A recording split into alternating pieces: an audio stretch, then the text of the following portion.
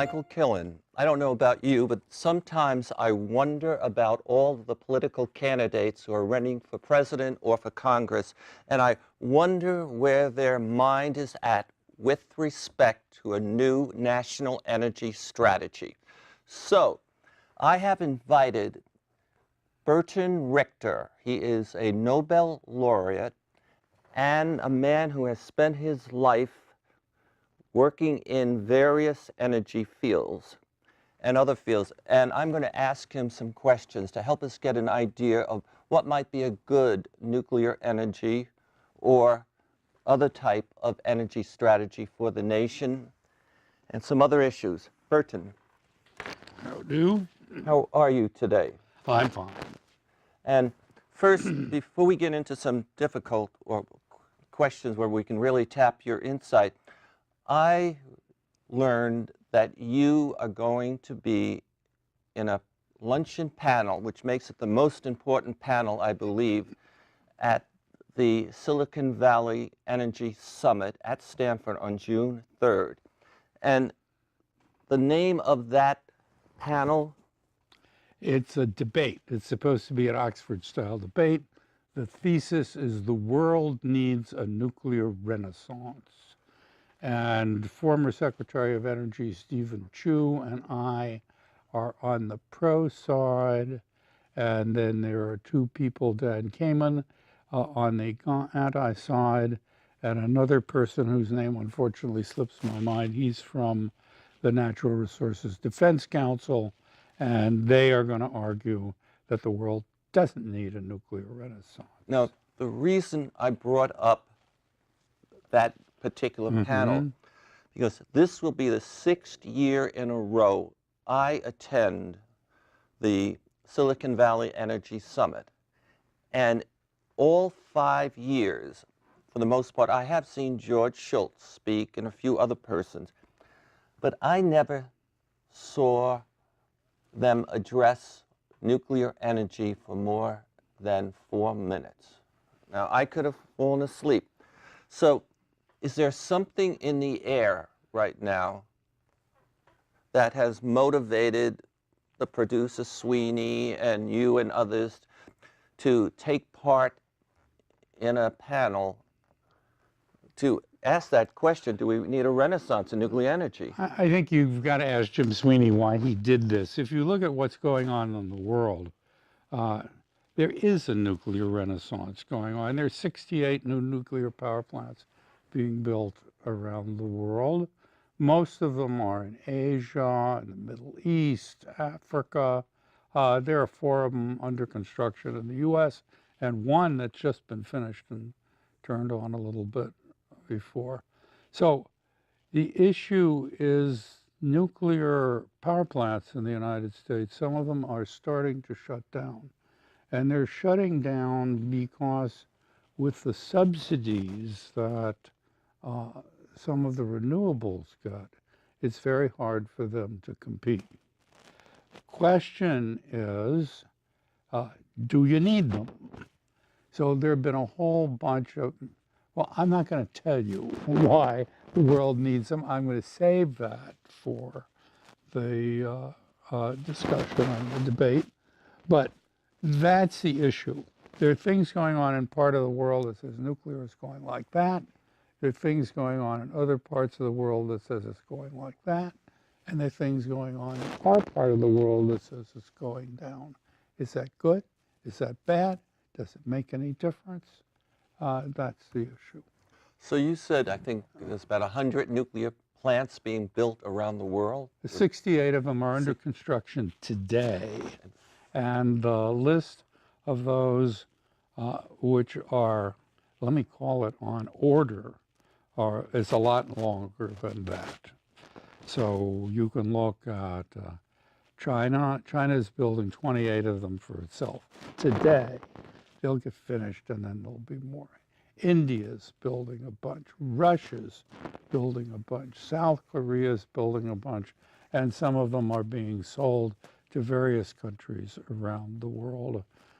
With us, as I said, there are 4 new ones, but there is this problem about subsidies And in Europe, the system is mixed. The Brits are going to add more. The Germans want to shut theirs down. We'll see. But if you say we're building 4 or so, and Russia, China, India, and others in Indonesia, I think, are building it, so many, we're not even in the game. Is that good? Which game are you talking Well, about? I would say the game of developing technology that can create jobs, that can help enhance the security, the position of the United States in the world, and then also then there's this thing called global warming, climate change, and too much greenhouse gases. Well, you really mixed up two things there. The role of nuclear in combating global warming is a simple one. It's emission-free, and it's what they call reliable baseload. It's got 92% uptime in the United States, not like a lot of these other things. So as far as global warming goes, there's one issue, but you asked another question. One of the things that you've got to worry about is the risk of weapons proliferation. So if the United States is out of the business of supplying advanced reactor technology, why is anybody going to pay attention to us when we choose what they ought to be doing? If you look at advanced nuclear systems, there's 4 questions. First one is safety, cost of electricity, disposal of spent fuel, and proliferation risk. Okay, who's concerned about what? We're very concerned about proliferation risk. And right now, the technology that everybody's using, these light water reactors, is our technology. And so we have constraints on the people that we've licensed it to. For example, South Korea is using American technology and producing very nice reactors, but they can't reprocess spent fuel to take things out of it, like plutonium, for example, because it's not part of the deal when we let them do it. So if you look at the long-term future, there is this issue of our influence in guiding nuclear development, not only in a safe and affordable way, but in a way that reduces the risk of the spread of weapons. Okay, now deals can be changed, and I know Donald Trump would be the first to say that, but I'm under the impression countries around the world are working on the next generation of nuclear energy nuclear energy technology. And, and those are technologies that I hear, they're walk-away plants, which means they're much, much more safe than ever. They can't melt down or whatever. But if other countries like Russia and China develop that technology, we lose influence, we lose jobs. But is that okay with you? Look, I'm not building the reactors for the world. If you look who's the lead in developing Generation 4 reactors, number 1 is China, number 2 is Russia, number 3 is India, number 4 is South Korea, number 5 is France. I didn't put us on the list. We're not doing anything. But we have people in China, for example, who are coming over and contracting with our Department of Energy labs to help them develop the technology that we want to use, that they want to use in the future. It's a very strange thing. And in the Senate, there is a bipartisan bill that just got voted on, and I think approved 97-3. And that bill is to get better cooperation between the DOE's labs and industry to develop advanced reactors. It hasn't gotten past the House yet. I don't know what will happen with it, but Congress has awakened to this problem. Given the stalemate in Congress now, I can't see much happening till after the election, and who knows what will happen after the election. Okay, this legislation that's moving forward Yeah. in Congress. By the way, Senator Inhofe, a great climate skeptic, it's his committee that's pushing Really? this. Yeah. Really? Well, he's pushing something along that's going to hurt the business of his state, isn't he? I mean, they're all coal, Yeah, oil, but look, coal is going away. It's going away because natural gas is so cheap. So if you looked in 2005 at our electrical system, coal produced 50% of the electricity, gas produced 20% of the electricity. Today, coal produces 32% and gas produces 33%.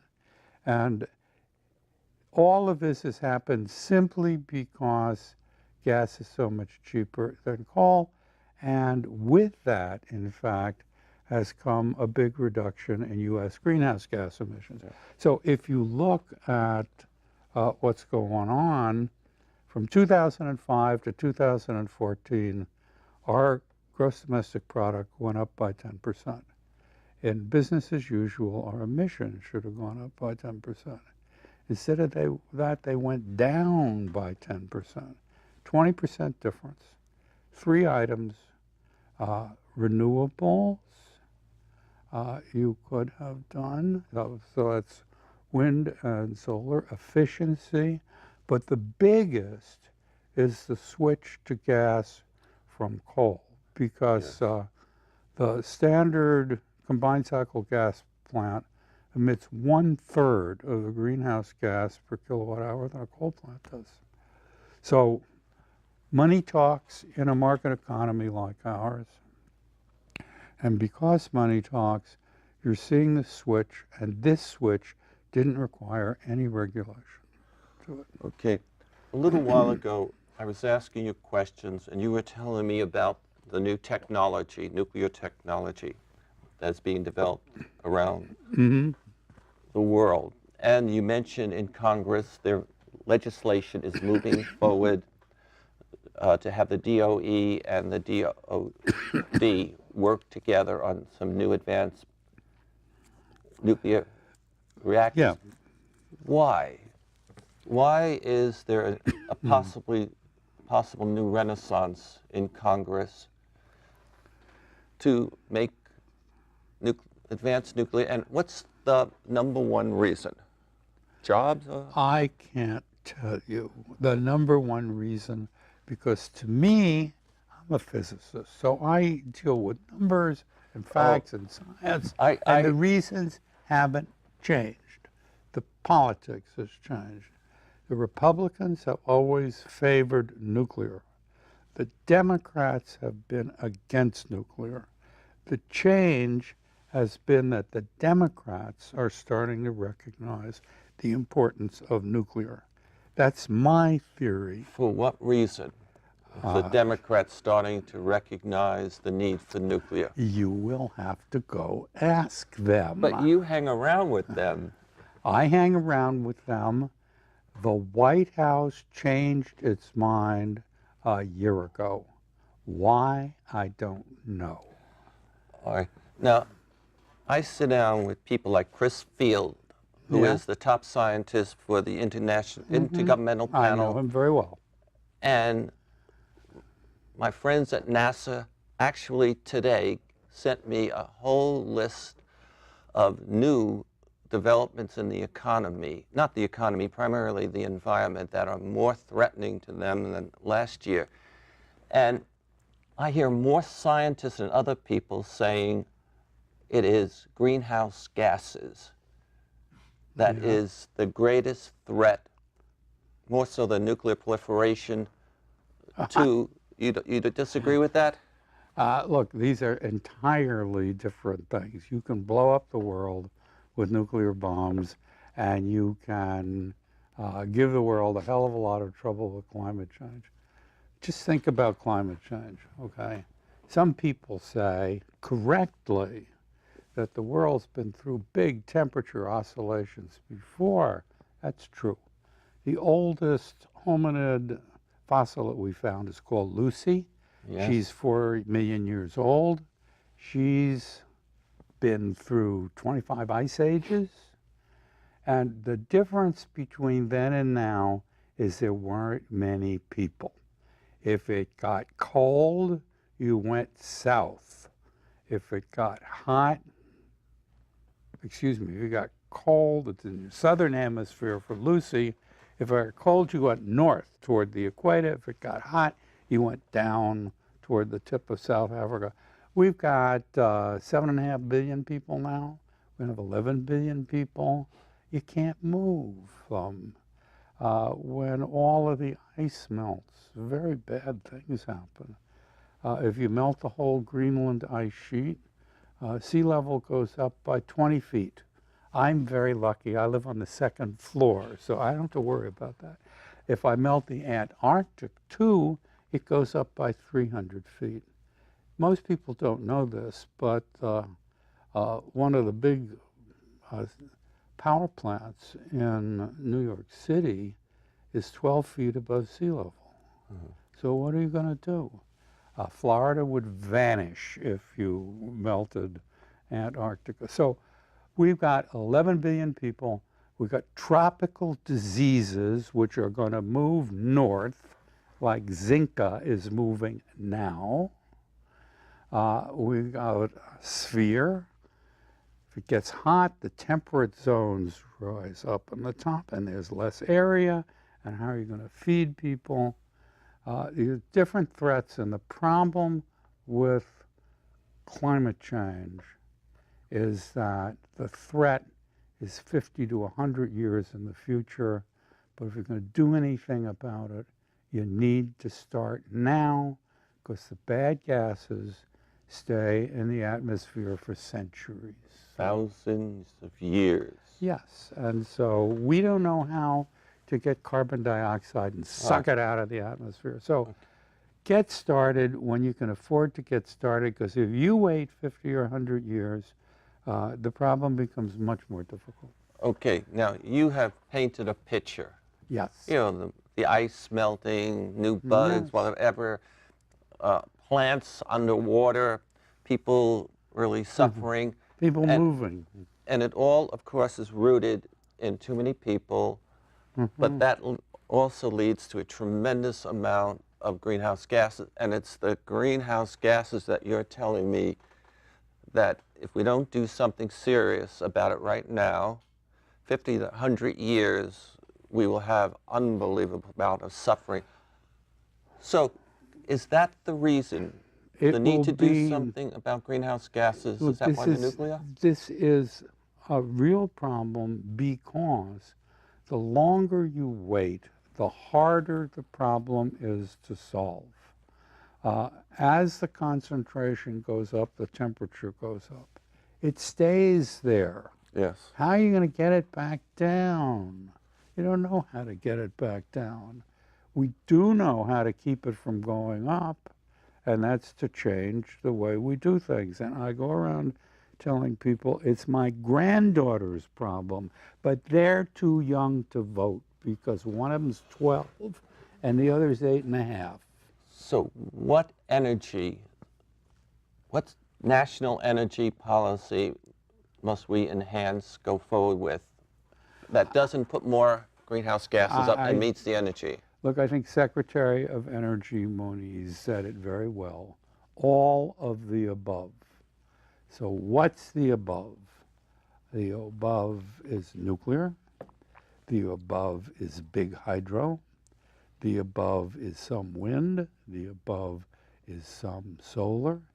It's a mix that will supply us with energy and at the same time lower the amount that we put into the atmosphere every year. That's what's behind the latest Paris Accord to try and do something about this.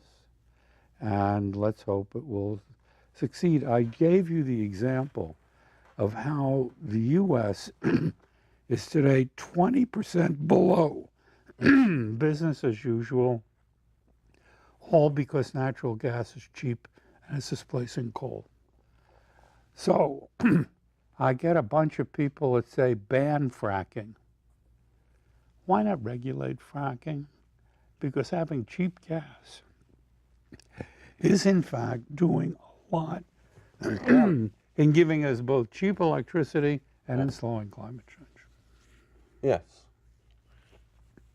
I think it's a no-brainer, but there are a lot of people who seem to have, excuse me, no brains. But you know, I still haven't gotten a clear statement from you on why Congress wants to... Look, I don't know why Congress wants to do this. What's your guess? The Republicans have always favored nuclear. They like the jobs that go with it. They like all sorts of things about it. Will it displace coal? They're not worried about that. They're worried about the demand for more electricity and to keep the system going.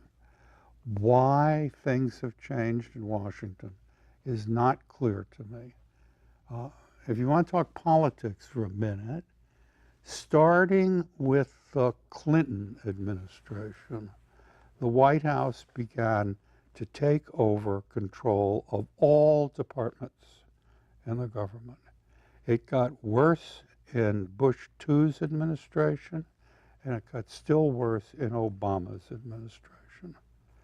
I remember meeting some people who just came back from the White House, and the senior person, I won't tell you who it was, says, I just came from a meeting at the White House with a bunch of people young enough to be my children, and they want to tell me how to do my job.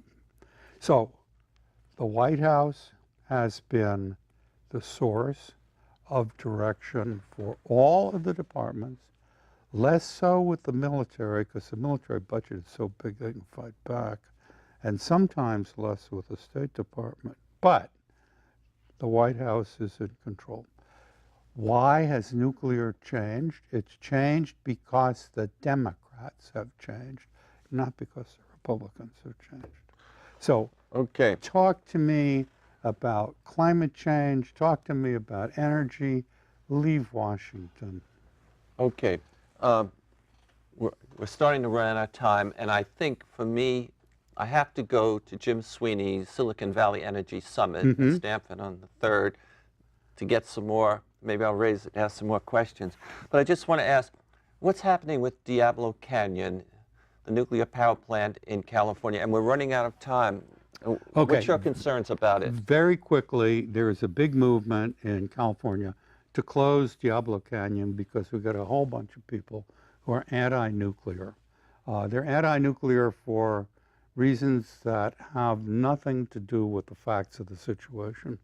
Diablo Canyon emits no greenhouse gas, and it produces, I think it's 2.2 gigawatts of electricity, and it does 18 million gigawatt hours per year, and its electricity costs 4 cents per kilowatt hour. It just opened a new solar thermal power plant, this thing called Ivanpah. It's had an accident, but I'm going to say, forget its accident. It costs $2 billion per year. It produces 1,000 megawatt hours per year, a factor of 18 less. It costs a factor of 4 less, and its electricity sells for 20 cents a kilowatt hour because the state requires the system to buy more and more renewables. So you've got something where we're spending a huge amount of money for 20 cents per kilowatt hour electricity, and we want to shut down 4 cents a kilowatt hour electricity. This is irrational. Irrational. So you can find a lot of other irrational things in California. My favorite is the low carbon fuel standard.